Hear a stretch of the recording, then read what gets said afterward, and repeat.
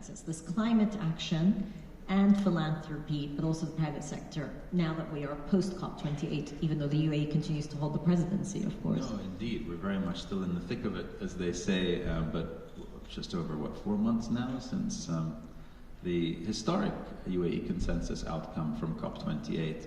Look, as you know fine well, Mina, His Excellency Dr. Sultan Al-Jaber went on a year-long consultation process to really understand where the gaps are, where the needs are, where the frustrations are, where the opportunities are. And it was pretty clear early on in that consultation process that one key missing aspect was the authentic engagement of business networks and philanthropy, or the private sector more broadly, in the climate and nature action agenda. So how does one go about addressing that? Now, Dr. Sultan said right up front that the only way we're going to move the needle properly, especially in an era where there's so much mistrust and distrust and discord, is to ensure that this is going to be the most inclusive COP ever, adopting a whole-of-society approach to addressing climate change. Now that sounds like a nice sort of warm, fuzzy tagline, but he meant it, and in fact he did it.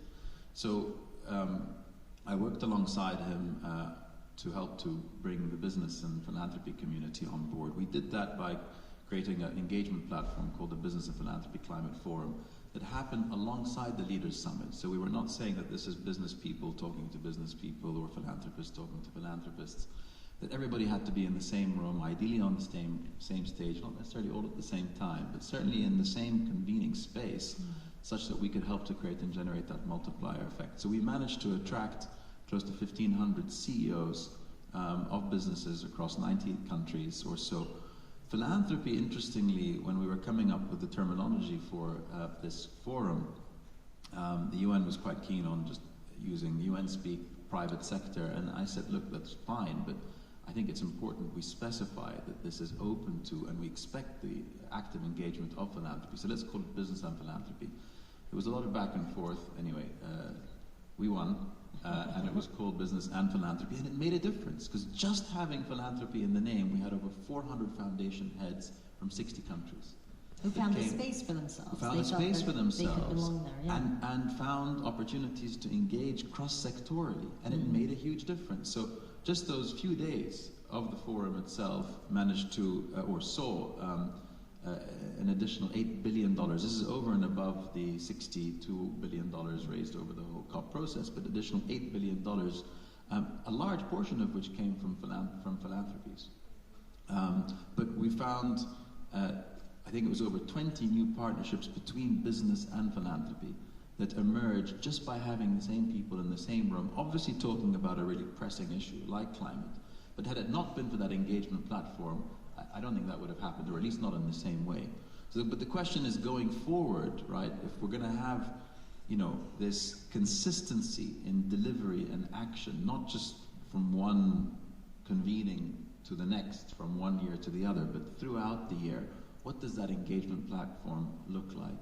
And this is what we've been working on. It has to involve the UN, and it has to involve, as you know, the COP28 presidency already established this troika with the Azerbaijan presidency, the COP29 presidency, and the Brazil presidency, the COP30 presidency, to make sure that we have consistency in action.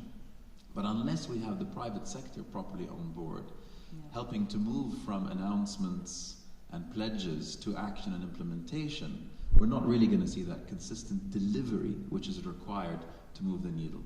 And just going back to the climate philanthropy issue or opportunity, yes, today climate philanthropy makes up less than 2% or so of global philanthropy, and that hasn't really moved much. But today I think and again, using, putting more expectations on the next generation, identifying much more with the interconnectivity of these crises. I'm much more optimistic that we're going to see much more strategic investments in philanthropic, climate investments in the coming years, which will generate and help to generate that multiplier effect. And we're already seeing examples of that, some of which is happening again in Africa and Asia, from philanthropic capital dispersed within Africa and Asia, not your typical funding or granting coming north to south. And I just think that that trend is going to continue, and it won't be linear. It'll be exponential. You've answered my next question, which was, what do you see as future